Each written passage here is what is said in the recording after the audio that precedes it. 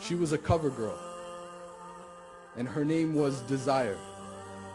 And she could devour that lump of flesh from within your chest with a vicious bite. I'm talking complete domination of the heart, where she would leave no room for Allah and take most of the vacant space for herself. But lately she's been struggling.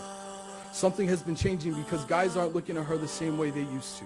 Matter of fact, that man she had left her a week ago. They were at the neighborhood park at dark, standing together on the sidewalk when he told her, "I can't do this anymore.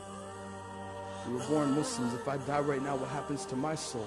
And he turned and walked away. He left her there to the relentless winds that nibbled at her exposed thighs, because the shorts she had worn that night couldn't fit a girl who was 5 years old.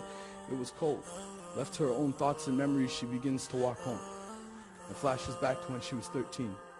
2 days after 9/11, the world came together and started dialing 911 emergency calls, calling out for help, publicly denouncing the religion, saying our ummah at large is a threat to the world, and they pointed the finger at her.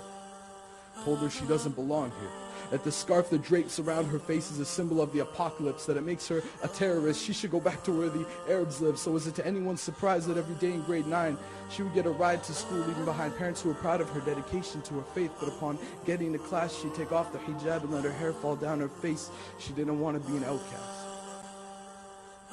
And this was just the beginning.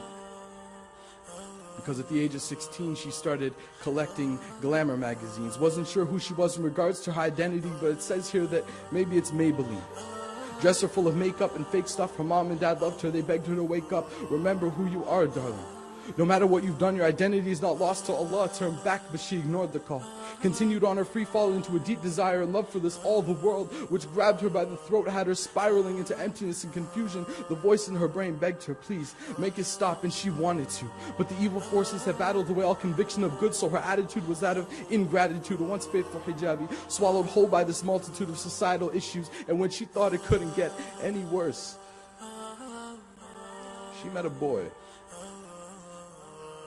He was everything she ever wanted. He was perfect, flawless. She finally found something in this world that could fill the gaping void in her heart, because as soon as Allah left, there was a hole in her chest, and this kid was the answer. And so the dance began.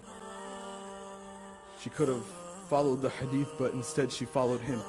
She could have found solace in Allah, but she confided in him. She could have gotten a hug from mom, but she found open arms in him. She could have kissed the Quran, but she decided to kiss him. She could have shown herself to none, but instead she showed herself to him, until it became a whirlwind of colors, breath, and skin, and a black hole opened up in her universe, and the deed was done.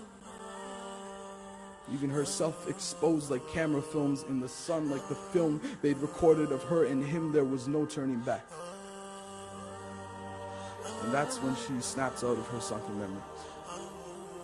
Remembering who she was, but not sure how to make amends, she runs home to her bed. She feels so ashamed she can't help it. She feels like she needs to cover herself up out of humbleness and shame of her bad deeds, like when Adam and Eve covered themselves with leaves after eating those fruits off the forbidden tree. She pulls the blankets over her body and cries herself to sleep, whispering with the last blotch of light left in her heart, please, Allah forgive me. Please, Allah forgive me. From there, it was quite a long journey. Asking forgiveness from her parents, going back to prayer. She lost all her friends, but their souls were transparent anyways, and she knew it. She needed structure, but it's hard to do. So every time she feels like going back, she remembers. She was a cover girl. Now she's a covered girl. And those clothes suit her well, and that hijab is her shell, because she is its beautiful pearl, a covered girl. Her name is admired, and she fears Allah. Jazakallah khair.